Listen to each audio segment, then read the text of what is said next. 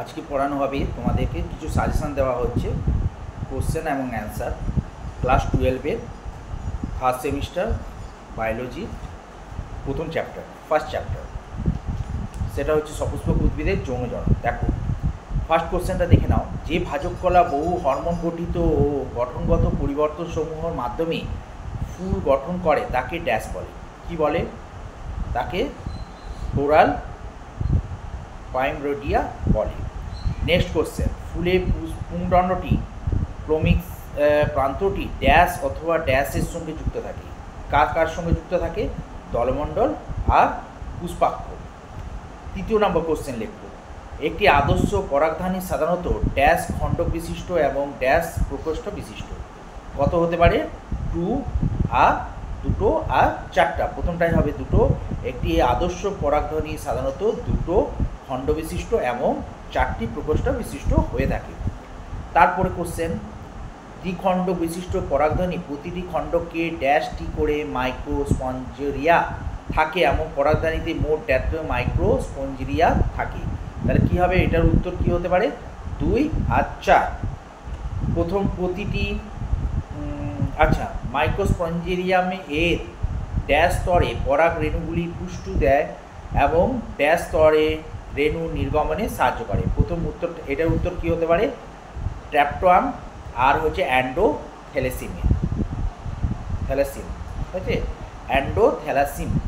পরাগ রেণু ড্যাশ আকৃতি এবং ব্যাস ড্যাশ ইউমি। কী হবে? পরাগ রেণুটা কেমন দেখতে হয়? গোলাকার হয় আর 25 থেকে 30 UM হয়। পরাগ রেণু বহিস্তর ড্যাশ এবং অন্তঃস্তর ড্যাশ মানে করবে। পরাগ রেণুর বাইরে বহিস্তরটাকে বলা হয় এক্সাইন আর অন্তঃস্তরটাকে বলা হয় ইনসাইন।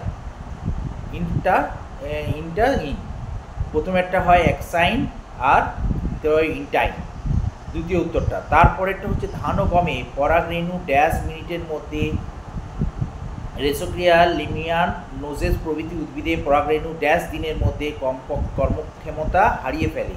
কত দিনের মধ্যে হবে উত্তর? এটা হবে 30 মিনিট 30 দিন। তারপরে কোশ্চেন করো, ইম্পর্টেন্ট আছে, ধান ও পেঁপেতে ডিম্বকের সংখ্যা যথাক্রমে ড্যাশ ও ড্যাশ। কত হতে পারে? 1 বা বহু। স্ত্রী রেণু মাতৃকোষ থেকে স্ত্রী রেণু সৃষ্টি প্রক্রিয়াকে ড্যাশ বলে। কি বলে? কি বলে? মেগা স্পোরোগেনেসিস। মেগা স্পোরোগেনেসিস। নেক্সট, ডিম্বককে ড্যাশটি স্ত্রী রেণু সাধারণত কর্মকর হয় এবং কেবলমাত্র কার্যকর স্ত্রী রেণু থেকে স্ত্রীধর তৈরি হয়। এই প্রক্রিয়াকে ড্যাশ বলে। কি বলে? একটি মনোস্পাইরিক। স্ত্রী লিঙ্গধর দেহের পরে কোশ্চেন, স্ত্রী লিঙ্গধরের দেহে ploidy dash O nucellus ploidy dash. এটা কি হবে উত্তর? প্রথমেরটা হবে স্ত্রী লিঙ্গধর দেহের প্লয়েডিডটা কি হয়? হ্যাপ্লয়েড। আর নিউসেলাসে প্লয়েডিডটা হচ্ছে ডিপ্লয়েড হয়েছে। তারপরে ভ্রূণস্থলী গঠনকালে ড্যাশটি নিউক্লিয়াসে কোষপ্রাচীর দ্বারা পরিবেষ্টিত হয়ে ড্যাশ কোষ বিশিষ্ট স্থূল ভ্রূণস্থলী গঠন করে। এটা উত্তর কী হতে পারে? প্রথমেরটা হবে 6টি নিউক্লিয়াস কোষ আর ড্যাশটি বিশিষ্ট ভ্রূণস্থলী। এটা হবে 7টি কোষে ভ্রূণস্থলী। তারপরেরটা হচ্ছে ইম্পর্টেন্ট কোশ্চেন, সাইনার্জিডের কোষে প্রাচীরে অনিয়মিত বৃদ্ধির ফলে যে সকল আঙুলের মতো প্রবৃদ্ধি উৎপন্ন হয় তা হলো কি? 4টা উত্তরটা হতে পারে প্রতিপাদ কোষ। তারপরে হচ্ছে যে সকল ফুল মোটে উন্মিলিত হয় না তাকে ড্যাশ ফুল বলে। তাকে কি ফুল বলা হয়? ক্লোস্টোগ্যামাস। পরাগযোগে নির্জবাহক দুটি হলো ড্যাশ ও ড্যাশ। কি হতে পারে? একটা হচ্ছে বায়ু আর একটা হচ্ছে জল। তারপরে বায়ু পরাগীর ফলে ডিম্বাশয়ে ডিম্বকের সংখ্যা কটি? 1টি। ড্যাশ হলো স্বাদু জলের জল পরাগী এবং ড্যাশ হলো সমুদ্র জলের জল পরাগী উদ্ভিদ। এটা উত্তর কী হবে? হাইড্রিয়া sp আর জোট্রিয়া sp। ড্যাশ ও ড্যাশ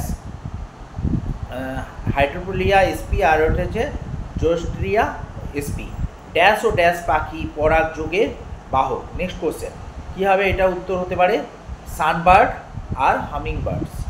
তারপরে সবচেয়ে দীর্ঘ ফুল হলো ড্যাশ ও দৈর্ঘ্য ড্যাশ ফুল। সবচেয়ে দীর্ঘতম ফুলের নাম কি হতে পারে? ফিলিয়াস এবং যার দৈর্ঘ্য হচ্ছে 6 ফুট। স্পেলিংটা হচ্ছে AMORPHOPHALLUS, অ্যাম্প্রোপ্লিয়াস, আর যার দৈর্ঘ্য হচ্ছে 6 ফুট।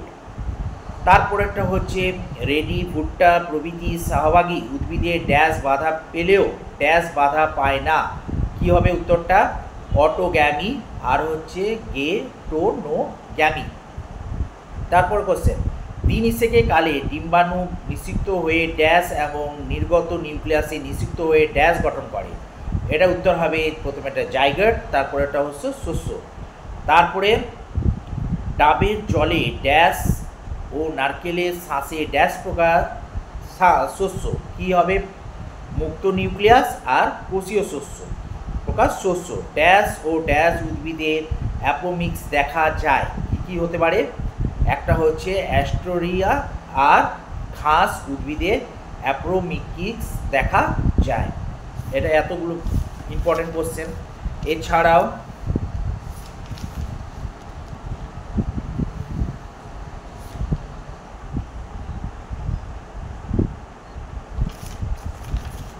তারপরে কোশ্চেন করবে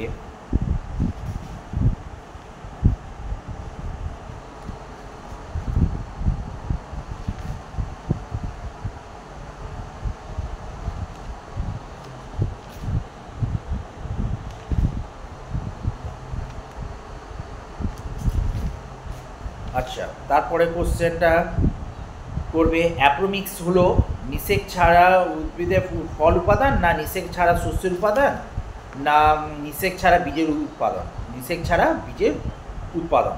নিষেক ছাড়া ফল উৎপাদনকে বলা হয় কি বলা হয়? পার্থেনোকর্পি। অ্যাপ্রোমিক্সে সাধারণত যাদের মধ্যে দেখা যায় তা হলো কি? কার মধ্যে দেখা যায়? প্রোভেসিয়া অ্যান্ড অ্যাস্ট্রোসিয়া। প্রোভেসিয়া আর সিস্টুরের মধ্যে দেখা যায়। অ্যাপোমিক্সে হলো এক প্রকার যৌন জননের কোনটা হবে?